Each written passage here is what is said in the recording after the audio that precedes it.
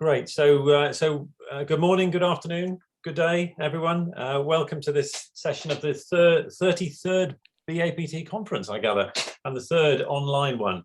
The new normal, people type, and the post-pandemic world. My name's Jerry Gilpin. I'm on the board of the BAPT at the moment, and it's my great pleasure to welcome Susan Nash to lead this next hour for us. Susan almost needs no introduction because she's a great friend and contributor to the type community over many, many years. She's taken type models into many blue chip organizations and community organizations, and even created a community herself around the Type Academy, which many people have really benefited from. She's a very long time member of the BAPT board as well, so we've missed her over the last year, but it's great to have her back. She really led the move to online over the last couple of years for us for the conferences. So it is great to welcome you back, Susan, into a situation where you have a little less to do than you did last year. So we're now very much in your hands. Thank you. Thank you very much, Jerry. It's a delight to be back with the team again. We're going to be looking at type talking in the virtual world. And I know much of the content of the conference like this often is very knowledge-based, so it's very presentation-based. I've spent the past over 2 years absolutely doing virtual workshops all the time and learning how to make virtual type talking interactive and effective. So today it's going to be experimenting and demonstrating to you how technology works. I'm sure sometimes it's not going to work, and in which case we're going to have a good giggle. So we're going to look at type talking in the virtual world. Now, just a quick physical show of hands for me. How many of you have been in a session with me before? If you could have your cameras on and physically, lovely. So I often, yes, multiple hands. Thank you, Jim. I often begin with prisoner, vacationer, learner. I won't do that because so many have heard it before, but I talk about the 3 types of participants, prisoners, obviously, and I get people to even visually show prisoner body language, vacationer body language, and learner body language. Now, what's the benefit of me doing that at the beginning of the session? Talking about prisoner, vacation, and learner at the beginning of the session. And you can either raise your hand or put your idea into chat. Why would I do that?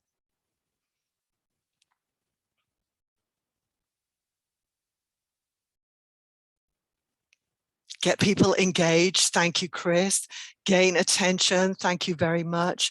It's interesting challenge, yes, and it names some behavior. Participants can make a decision. Thank you. Makes us reflect. Encourage participation.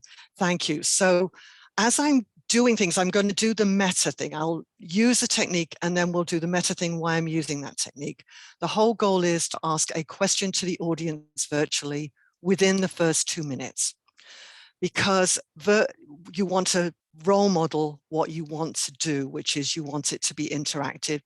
If you're teaching and want people to learn skills and apply skills, if you're just knowledge sharing, the interaction may not be quite so critical. So we're going to begin with another very simple interaction activity, which is a poll, and the poll is in your participant guide, but I think Jerry is also going to share it. And if you share it and verbally talk it through it for me, Jerry, that would be great. You need to unmute. Thank you. I've got a good job. We've got you driving the sessions. So the question is there for you. What technology do you use most frequently for interacting virtually around type? And please just, you'll only be allowed to choose one answer. And it's a battle at the moment between Zoom and Teams, which Zoom seems to be quite considerably winning. Looks like we've got a couple more people to respond. I think we're about there now. So shall I end the poll? You can see the results. End the poll and share. Yes, please. Okay, share results. So Zoom is way ahead. Very interesting. So Zoom is definitely, as you know, thank you for sharing that, is designed for learning. Teams is designed more for meetings, and I find, sorry to recording this if anyone works for Microsoft, apologies, but Teams isn't great. Google Meet is also an excellent tool to use, and as I review this, because I have one client uses Google Meet all the time and one uses Zoom all the time, I'm going to talk about the differences and some of the functionality that it each allows you so that you can explore new ways. And as I say, Google Meet didn't start off so great 2 years ago. It's got some interesting features now. So thank you for that. All right, what about, and I'm not going to talk about Teams a lot because I'm like learning platforms, and Zoom and Meet seem to be the two main learning platforms. Let's look at this second poll. In what fields do you use technology in talking type virtually? Can you able to share the second poll, Jerry? Sure. So you should be able to see that question now. In what fields do you use technology in talking type virtually? Training type workshops, coaching, community meetings, other, or all?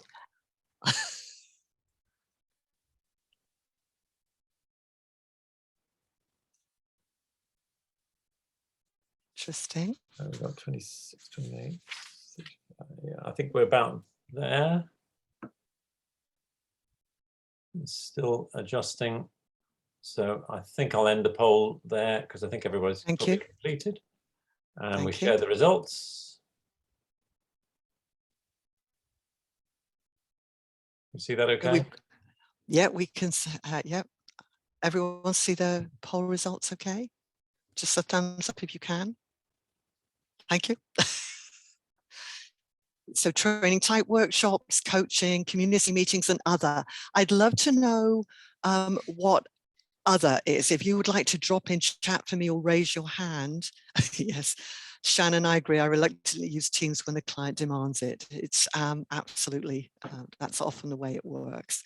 So what is in the other category? I'm really curious on that. A chat with friends.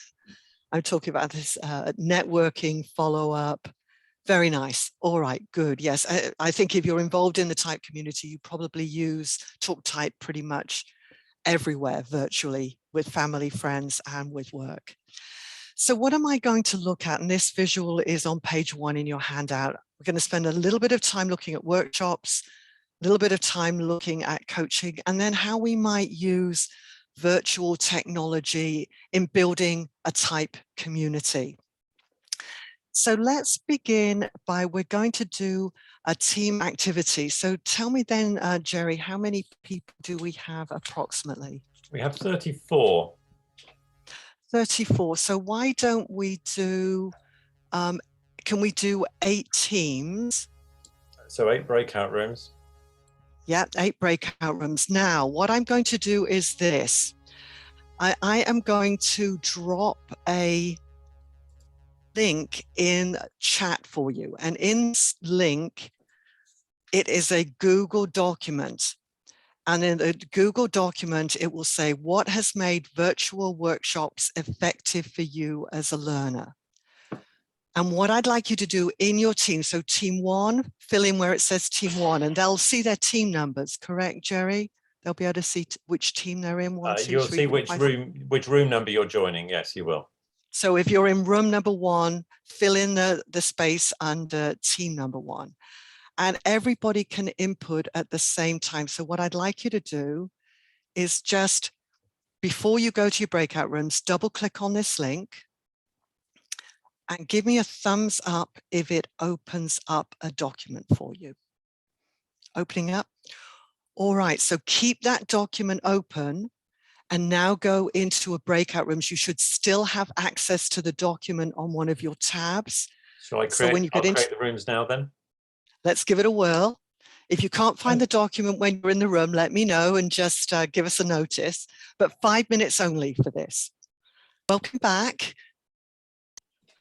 Welcome back. So how was that activity? Tell me, how was that activity? Love the use of Google Docs. Really, really easy to get. I thank you.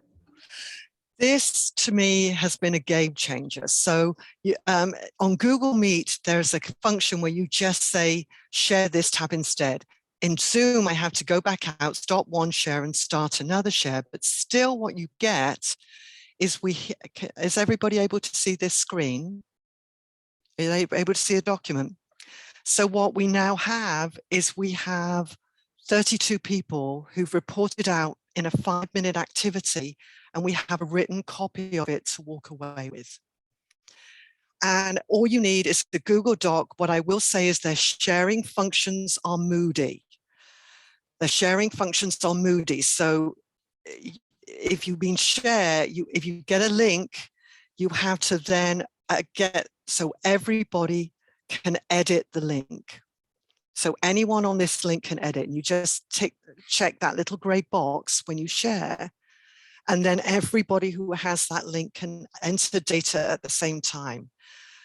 On OneDrive, only one person, so far as I know, on Teams, I think only one person can enter at a time. So, all right, I'm stopping. Let's just have a quick theme. So what are some themes we're seeing?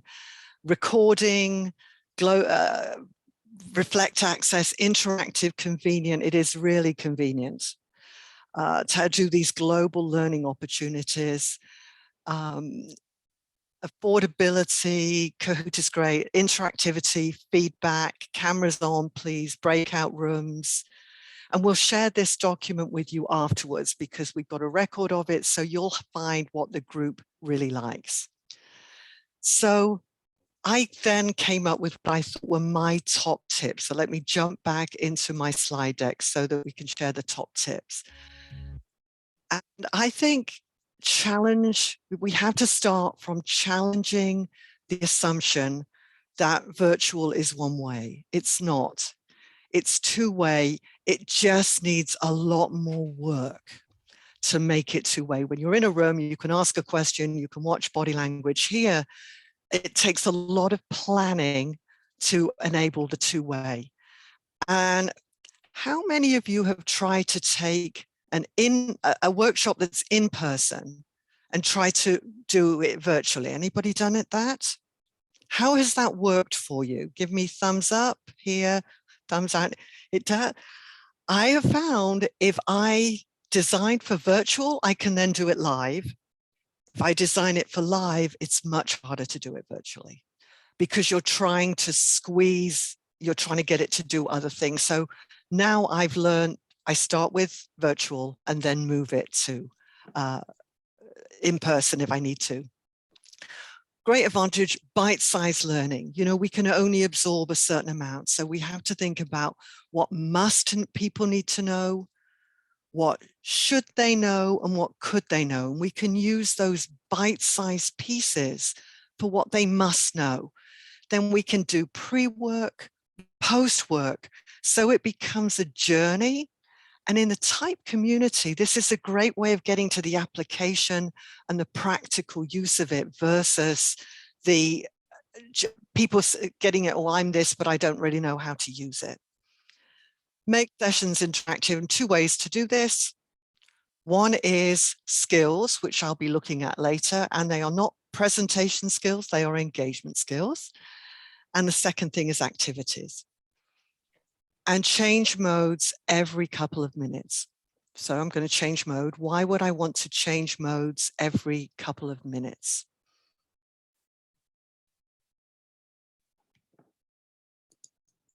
And make sure people stay like, oh, something changed, and they can't just go into vacation mode.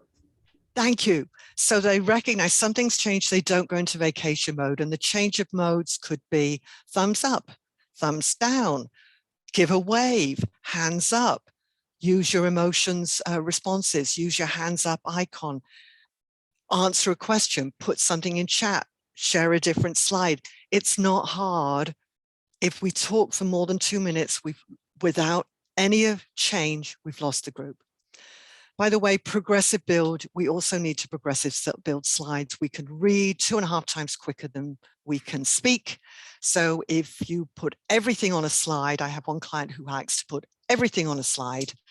We've already finished the slide. The person's reading about the second bullet. You then have cognitive dissonance. you're talking about this, I've read to here, I've no idea what you're doing now. So progressive build so that people stay with you. And if you can build in time for reflection or discussion, I'm not going to follow my own rules here because there won't be time for much reflection and discussion in an hour because I've tried to pack in as many tools as I can. And ideally have a host. Thank you, Jerry. Having, you mentioned earlier the Type Academy. One of the reasons that I took a year off the Type Academy this year was it was too hard to host it and participate in it, because the hosting does take a lot of conscious thought. It really does. So thoughts, questions, or comments? Let me check. Chat briefly. Thank you. As you said, engagement, keep potential people engaged. Renee, what did you mean by test our IT skills? Question mark. And then I'll come to you, Sue. Thank you. Well, just that if you need to change more, like you need to click here to join that team meeting and whatever, sometimes it can be quite fiddly for some people. And that's, I was just joking when I said that, to be honest. Yeah, no, it's but it does, you know, I use Zoom, I use Teams, and then this one wants to use Google, whatever. And so every time it's different buttons in different places, and sometimes it can be distracting for people. It can, it really can. I mean, I know that if you're closing chat in Meet, you just close it. Whereas if you use the same button in Zoom, you leave the meeting, which is it's a bit of a nuisance, that one. So I'm always careful on that one. Sue, what did you want to say and add? I was just thinking about changing modes and changing slides. That's completely different things, isn't it? So you've got a presentation that's got a lot of slides to it. But can you just explain more about what you mean by mode? I mean that people aren't always looking at slides, that sometimes they're looking at chat, sometimes they're doing shared documents, sometimes they're in breakout rooms, sometimes they're writing on a whiteboard, sometimes they're doing a poll, sometimes they're answering a question verbally. Okay, so there's a real variety. So this list is in Flawless Facilitation. I'm not going to go through it in detail because there's a lot in it, but I will show what I've been able to use virtually in introducing type and what I do in person to virtual. And the difference, if you're having a large group discussion, you just do this. Because what that says is that's a change of mode. It says, I am now having a discussion with you and I haven't got any slides, so you're part of this discussion. When I go back to the slides, I'm unconsciously saying, now I'm in charge because I'm guiding the slides again. So that's one of the ways when we're facilitating in person, we don't need to worry about that. So what do? I use gallery view a lot. I use show of hands a lot. I try and get show of hands within the first minute. Breakout rooms, people love breakout rooms. And you could use breakout rooms for case studies, jigsaw learning, brainstorming activities, filling in whiteboards, those sorts of things. Quizzes, we've got polls, but somebody also mentioned Kahoot. Case studies, I used a lot. Demonstrations, so I'm doing a lot of demonstration now. Ideally, here's your participant guide, write in it, because that activates your brain in a different way. And it has roughly the same content as a slide, but not exactly the same. So it reinforces and supplements, but it doesn't eliminate the need for a handout. And my two favorite things are open space activities and cards activities. So I wanted to just show you what open space looks like. So that this is an example of when I'm doing interaction styles. The icebreaker at the beginning is this shared document. Now I haven't created it for this. If you want to do this in Zoom or Google Meet, you put this shared document in just like we did in that breakout room. And you say to people, which chart are you most attracted to and why? And please make sure as you're writing it that you write your name and the chart. And so you've got a record then of picked which chart, why they picked which chart, and it gives you a wonderful opportunity. Normally, if I'm doing this with flip charts in a room, I'm frantically writing down, now I've got a record. So it's actually better virtually than it is in person. questions or comments on this? You know, open spaces when you have 4 flip charts around the room and people randomly go to whichever one they want to in whichever sequence they want to. Any thoughts or questions? Let me check chat quickly. Use Menti. Yes, I like Menti. Hold on, Mandy, hold that thought. I'm going to show you a Jamboard in just a minute. If you are in Zoom, you can do breakout rooms with open space in that you can name the breakout rooms. And there's a function in Zoom that people can choose to go from one breakout room to another. So if you said, I want you to go to team 1 first, they could go there, or they, you know, I'm not sure between 1 and 2, they can leave that room and join another room. If you've got, this would be 4 different rooms. There's a function in Zoom that allows participants to choose the room they want to go to and when they want to go to it. So you have them, it's very funny as a facilitator because they're popping in and out. You see, oh, here they are, they're back. Oh, I'm going to another room now, bye, and off they go. So open space, lots of data, physical movement, very good for temperament and interaction styles. Mandy, coming back to your idea of Jamboard, my other favorite in-person activity is cards. So cards, and this is not a live Jamboard at the moment. This is what I'm going to share with you in a moment. I love cards. And it has driven me crazy that I haven't been able to do cards with virtual until I found Jamboard. Because cards appeal to all 4 temperaments. Improvisers like them because they're physical and they're tactile, and you know, all the needs are the same colors and all the talents are the same colors. So it's very visually appealing. Stabilizers like them because there's a structure in a sequence and we can really see the overall structure.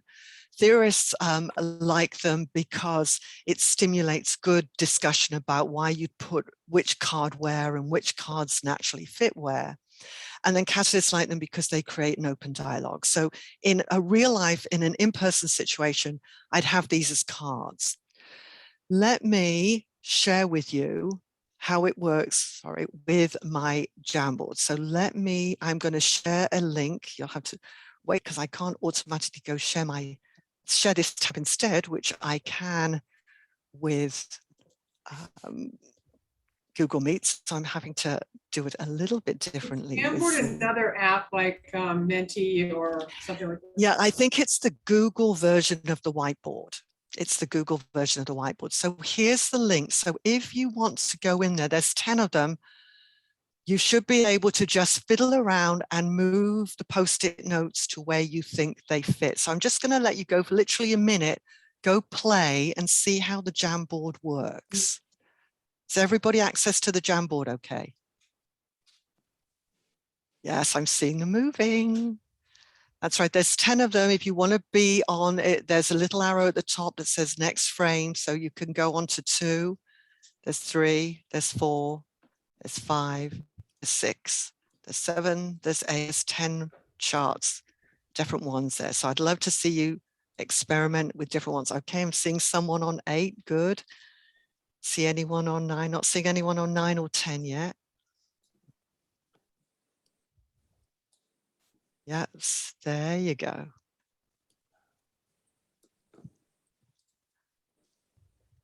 So how many of you are able to move the Post-it notes around? Give me a sort of a show of hands. Yes. If you want the answers to these, I'll share them separately because I'm not going to resort them for you. But this is what I call when you're trying to teach a piece of abstract data in a practical way. If you want to test knowledge, if you want to bring a content to life and stop lecturing, then this is a fantastic tool. So let me, any questions, come on back to me. Question, Susan. Yeah, go for it. Go for it. So I moved some of them and I think it's great and it's fantastic. But I got a bit annoyed when people moved mine away. Yeah. So how do you cope with that? If you can't have a discussion, if we were doing it live, you'd be discussing. So what? Well, I think it goes here. So what we would do is we would put them in a breakout room. So we will put people in a breakout room, say team 1, you're on board 1, team 2, you're on board 2, and then it will work exactly as it would in a live session, Catherine, that you'd have a discussion, and if anyone started moving, you'd be able to say, don't move it yet, we haven't decided yet. So thank you for that question. Great question. Any other comments on the Jamboard or thoughts on the Jamboard? Sorry, I've got a follow-up question. So do you have 4 separate Jamboards if there's 4 separate breakout rooms? No, I tell breakout room 1, go to Jamboard 1, breakout room 2, go to Jamboard 2. That's what I mean. So you have separate Jamboards? Yeah, there are. That document would have enough for 10 breakout rooms. Okay. And the reason I like it is instead of having to restack cards, if you want to, I'll stop sharing this and show the Jamboard, and I'll show you how, a function I only discovered after I'd manually created them 5 times was, now I need to find it here. This is a great tool for helping people figure out the best information architecture for a website. Is it really? I bet it is. This is what we used to use Post-it notes for at work. That's it. Where does your head put this idea? And group them and then bring together several people's perspectives. Very good. So once you set up your Jamboard, here's the thing that I found. You see these, you click there, everyone would see this, you click those little 3 dots. There at the top, I'm not sure if it's still, if you look at my screen, you're on my screen, this is on the screen right now, isn't it? Yep. Then you just go duplicate. So it's like, okay, I want all of the correct ones back. Are any left that haven't been touched? Oh, that one, that's pretty good. I can edit that one, put it back, and then delete all the rest, and that Jamboard is ready to use again, and I just duplicate or delete. It's a lot quicker than stacking cards. It's a lot quicker than stacking cards. So worth a play. I'm pretty sure it's a Google piece of equipment, so it's therefore very easy to use on Google Meets. In 1930, we talked about activities. Now I'm going to talk about skills, which are not very well used a lot of the time. And this is an example of what not to do to gain engagement. So I'd love you to look, and as you're watching it, drop your ideas into chat about what not to do. Thank you. So let's have a look and see, what did you think he didn't do well? A very good point, Deborah. They know he's going to answer his own questions, so they say nothing. You know, was he genuinely interested in the other person's point of view? No. Failure to identify what's relevant to the learner, bad background, same approach throughout, repetitive language, plowing on without engagement, pause for a reply when you ask a question. So really some really nice ideas here. One of the most important things is, did he want to get feedback? No, he didn't. And people know when you don't expect feedback. I don't like rhetorical questions because they still feel parent to child versus adult to adult for me. And no awareness, thank you, Jim, of the impact that he's having. So let's look at the converse. What are these engagement skills? Not presentation skills, but engagement skills. And what would you think would be the key engagement skills if we want people to talk to us? And feel free to raise a hand or put your idea into chat. Someone has told him he needs to ask questions. That's exactly what's happened, Robin. And that is actually the first skill. Ask open questions primarily, and topic opener statements. I love it when people talk about smile. I could smile at you all day.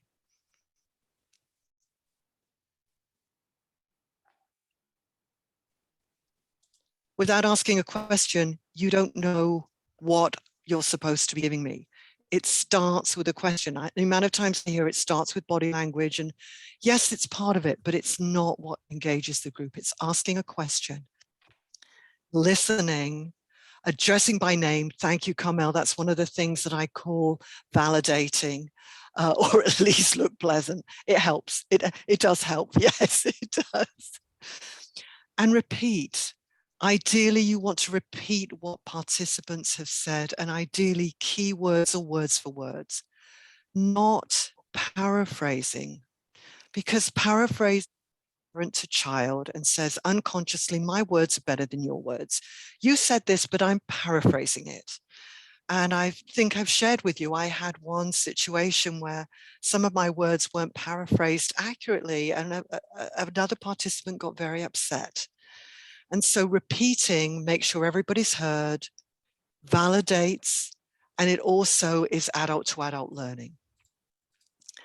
Validate using names, thanking them, great job, really like that, those sorts of comments. You can paraphrase to summarize and follow-up questions to go deeper. And what holds it all together? The power of the pause. How long do you think we need to pause when we're working virtually for people to answer a question? More than 10 seconds. Can be more than 10 seconds. They call it actually the Tech 7. They say 7 seconds, and I think that's optimistic. Virtually, until people know that you are actually wanting an answer to the question. Initially, the pause is going to be pretty long. So that power of the pause, 4 to 10 seconds, 7 seconds, even when you've got a really harmonious group.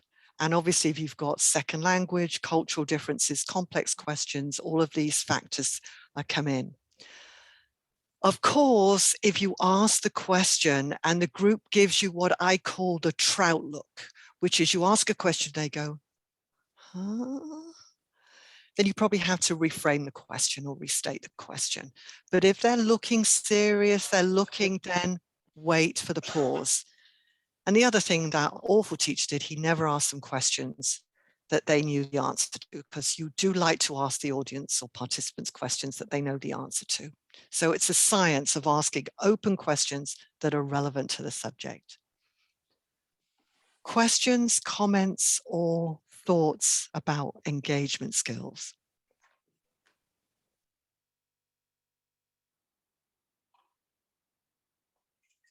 Yes, great point. Consider the different interaction styles. It could be longer for chart the course and behind the scenes. It could. Absolutely, it could. Yeah, great observation. And skills, activities. They're going backwards and forwards all the time. And that's how you maintain the active learning environment. So the case study is, this is how I introduced type to temperament interaction styles, primarily to a client in Hong Kong, remotely. So 4 Zoom sessions. Have to have individual PCs. I don't hold with having groups of people because it's really hard to get one-on-one. You know, you wouldn't have 3 people all sitting on top of each other in a room. So why would you have all 3 people sitting around a table with one screen? It doesn't create an equitable experience. Pre-work and post-work, do they do it? Not very often, but they're adults. If they don't do it, I hold them accountable, and they learn to do it over time. Participant guide with all the materials in it so that they've got something to touch and write and activate their brain differently. Polls, breakout rooms, whiteboards, and they had a hard copy of You've Got Personality and the cards. So that was the package. And I'm very happy, by the way, to send most of these slides afterwards. So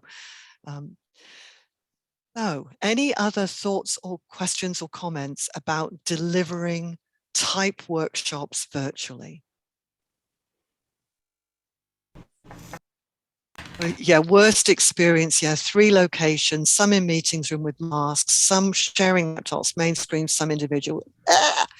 I think it's standard of performance stuff. It's in order to create an equitable learning experience, we need every individual to have a laptop because we want to hear from every individual. So it's a tough one, but it's not effective otherwise. Thank you. Good. Yeah, and it's important to provide an I've done some hybrid session but found it difficult. I discourage them at the moment, Carmel. I'd say if you're going to be, at least have them all have you'll have to have someone monitoring the virtual and someone managing the room. So because otherwise it's very difficult. And virtual they don't get to participate properly, do they? No, not really. Unfair, yeah. And I know clients want to do it. It's just highlighting the benefits versus the disadvantages, I think. Yes. So we've looked at workshops. Let's look a little bit at coaching. And here's where, just to I'll be completely transparent with you, we did a run through this morning with Sarah. Whiteboard's perfect. Did the run through with Jerry. Whiteboard had disappeared. So we're going to try the whiteboard, and I'm going to pop in chat. So I need to just find my instructions on how you annotate. So just give me a show of hands. How many of you have used the annotate function on whiteboards? Okay, good. You want me to put the whiteboard up now? Yeah, hang on. Here's the instructions. So when you see the whiteboard, go to the top of the screen. It will say View Options. Tap to see the drop-down menu and pick Annotate. Now, why they just don't say Write, I don't know, but they say Annotate.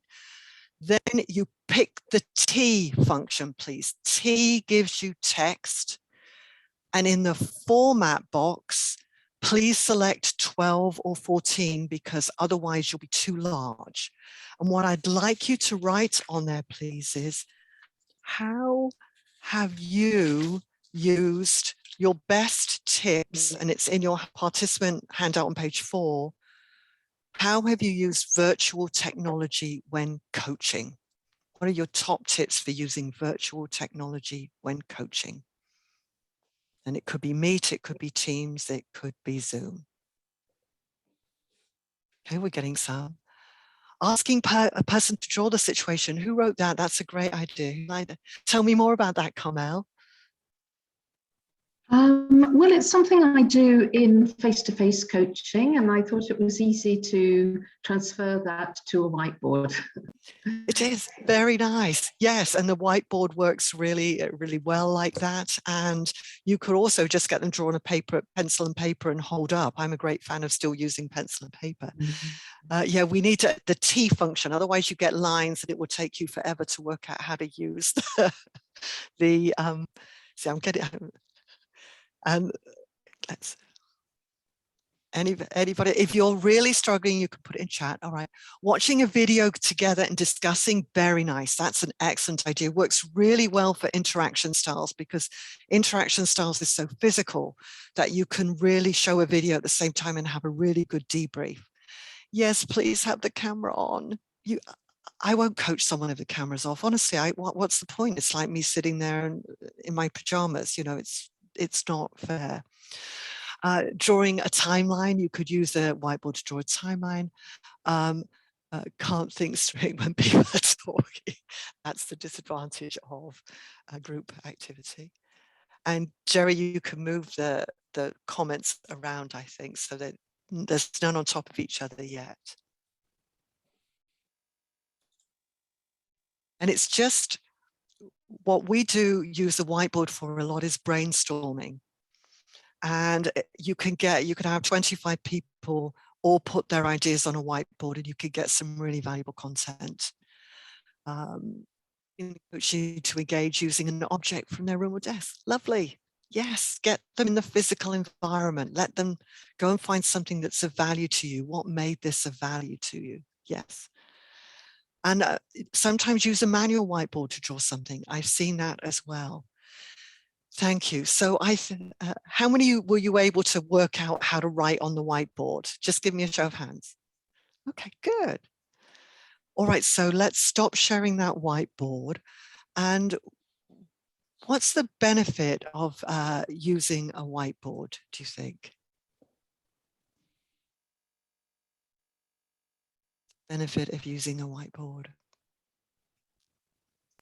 It's just another form of engagement, but I just want to say I really appreciate that you put the instructions in the chat that are really cool. Like, You didn't just say, oh, do this. You put it in and you read it at a pace that we could absorb, and then I could refer back to it. Yeah, no, it is, anytime you've got instructions that are technical, if you can put them in chat, it protects the audience, because, you know, it's hard to, you know, we start with, I'm not quite sure how to do this. And so learning how to do this really helps. So, did you have that pre-written and you just copy and pasted it in? you know, you can, but it has to be done pretty soon before. Whereas with a Jamboard, you can do it ahead of time. So it's a Jamboard you can do ahead of time. A whiteboard has to be sort of prepared just before you share it. And you can save it and then again share it with the group so the whole group gets that data. I meant the instructions. Like, did you have that on another document? You just copied those? I did. Okay.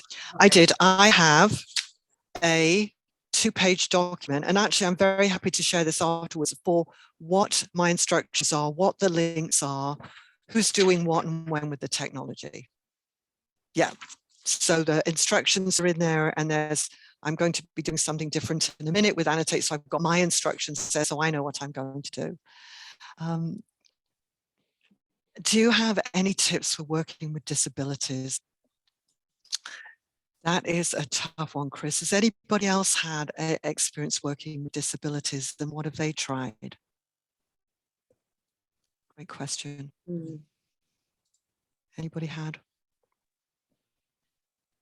It does depend on the disability. Thank you, Robin. Have you had a specific disability? I mean, I've certainly had people in a wheelchair, which is fine virtually. It's actually better virtually. And it's not fine in a workshop in a very tiny little room. It's so, not. No. It's not. It's not. Well, open space is not good for a wheelchair in a room. Yes, it's not. I have taken care of my own disability in the fact that I am actually mildly to moderately deaf, and I wear hearing aids normally, but I've got a headset which I've actually changed all the parameters for my particular type of deafness, and I wear it all the time because I can actually hear people, and it is brilliant, particularly if I'm doing a presentation to people in India or the Middle East where English isn't their first language. I can hear it right in my head, and I don't have the problems. But that's my disability. We've also got to bear in mind some people have difficulty reading things on the screen because they're visually impaired. They could be vision impaired. I'm hearing though to the use of a whiteboard allows people to communicate things they might not say as the person. They have the idea in their head, but it can be rubbed out if they're wrong. I've had autistic students, thank you, Carol, and let them stay in another room with the door open to the main room, or let them stay behind the whiteboard to cut down the sensory stimuli. Really nice. I think there's a whole subject about this. So I'm thank you for those ideas. Think of the disability, anticipate the disability, and try to plan for it is my simple solution there, or get out of jail free card. So I just thought for coaching tips, make sure the setup is clear. If you can provide hands-on tools, you've talked about that, whiteboards, drawing, paper, pen, materials, cards. People talk a lot about the importance of standing up to facilitate. Everybody else is sitting down, so I like to sit down. I like to sit down when I'm facilitating, and I like to sit down when I'm coaching. And watch the eye contact, because it's sometimes we're looking at the screen, but the camera is at the top. So practice looking at the camera rather than at the person. And as you know, Sue Blair and I designed these cards. When I'm using these, we can use it virtually. So I would start with these 4 cards, which is quite easy to read on. Most people now have big screens. And then I'd say, okay, now pick 2 cards which resonate for you. So then on they go to the 2 cards.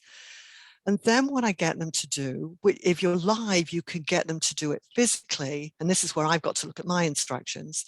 What you get them to do is you get them to, under annotate, you can do a stamp. And I go, just give me a check mark for words that really resonate to you on these 2 cards. And to say, okay, so I think that one resonates with me.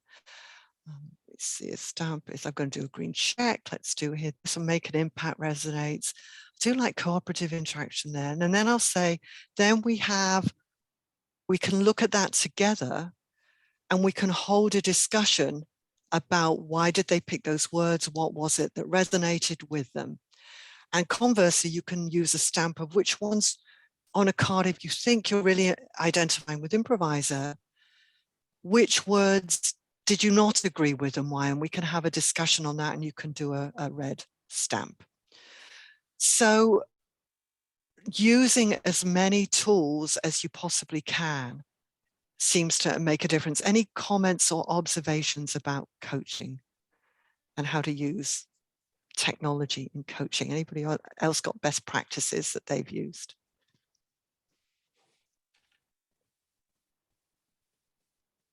Running workshops are making some of the stuff more accessible. Yes, actually running workshop has made a lot of stuff more accessible.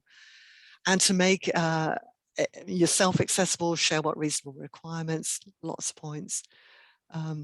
Yeah, really, believe you me, Deborah, I've spent over 2 years teaching people how to facilitate using technology. So I'm getting there, Third area talking type virtually is community. And I think I'd love to hear from you, and let's just pop this one into chat. What virtual type communities have you experienced in the lockdown? Just pop these ideas into chat for me. What are some virtual type communities you've been participants or contributed to? Thank you, Jerry. Yes, the Type Academy, and I do hope to get it back next year. I just wasn't able to this year. BAPT, thank you. Yes. ENFJ groupies, quarterly Midlands MBTI group, quarterly check-in virtual retreats, really nice. Type practitioners peer support, thank you. That's something specifically that BAP does. Marky, you're in writing groups. Jim, family quiz clubs, very nice. Meetings with Myers-Briggs colleagues, thank you. YouTube interviews. Type and Faith Symposium. My goodness, we've got loads here. This is great. Another Type Academy, OZAP BAPT, Type Academy, Type Coach, Auckland Interest Group, Meetups. I'm glad Meetups have come up because they're another one. APT webinars. So what's our learning point from looking at this list? And we can save this chat, by the way. Learning point. It really does help people to communicate, doesn't it? I mean, I've been involved in far more groups virtually than I would have been either face-to-face or virtually previously. Yeah, there's lots of groups to get involved in. You've got in many more groups because actually we haven't had to travel to those groups. We just had to come and switch on our computers. So, and yes, anybody here miss the hugs, the coffee chats? Yes, I do. And yet there's a lot on offer, and it levels the playing field for participating. It really does. You can participate from anywhere. Several have talked about the Type Academy, which have run for I think it's 13 years now.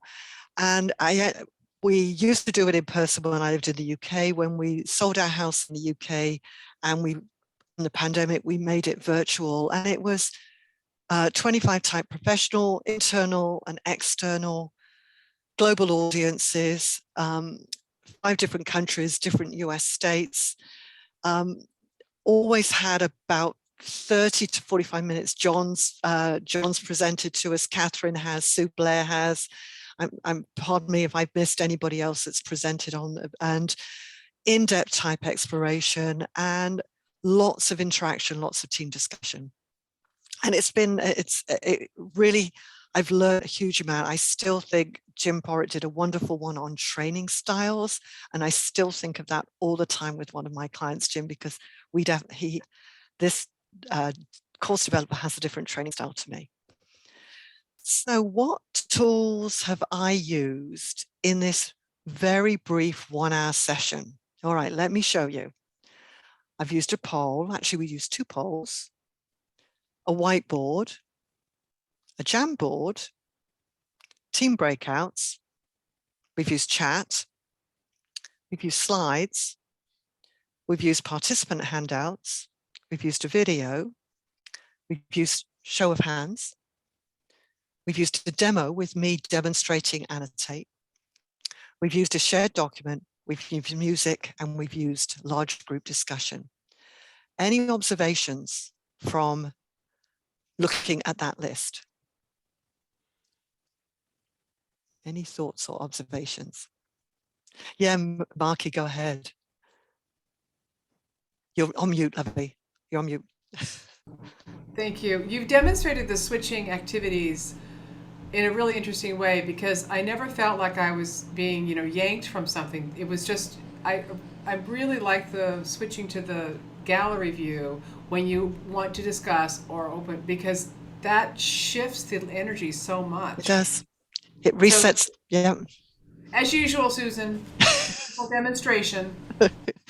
Well, it's one of these things you can't talk about it unless you're going to try and demonstrate it. So, yeah, and there was more I probably could have added, but I thought that was quite enough for the time. So I'd love you to put in your in chat for me any quick insights from this, and I'll have a look at chat. And if anyone wants to, by the way, I'm still annoyed at Zoom stopping every time I look at chat. It stops the music. By the way, it's True Colors, which is a great song for the 4 temperaments, just as an FYI. Jamboard, you like the Jamboard? Like lots of new things we can do. I love the Jamboard. I'm a total fan. The chessboard pattern too. Yeah. An hour, yes. So, True Colors. Any other sort of questions or comments about what we're doing and how to make virtual type talking more effective?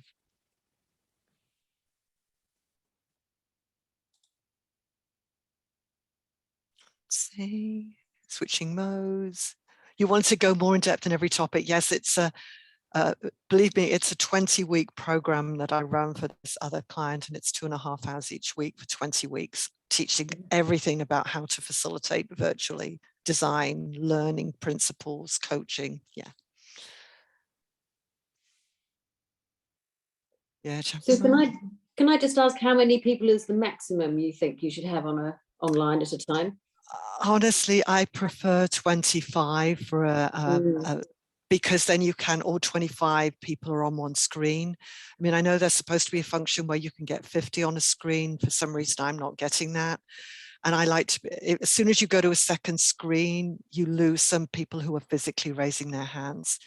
If you're doing awareness building or knowledge sharing, maybe you could do more. But if you're trying to build skills and techniques, then no more than 25 ideally. Yeah. Thanks. You can get 49 in Zoom. It's in settings, is it? I'll have to have a look. And there, you're able to see them okay, are you, Catherine? Yeah, no, Google Meets, I mean, you can get up to 25 now, even though they say you can get up to 50. I've never got Google Meet to 50, but so. Great, it's lovely to have all these ideas coming in. So please don't log off. But let me formally at this point thank you, Susan, very much on behalf of everybody. It's been a fantastic session, given me 3 or 4 things that I've never done for my next team leadership thing that I'm doing in a few weeks' time. So that's brilliant, and it's been great to have you back contributing again. So thank you so much.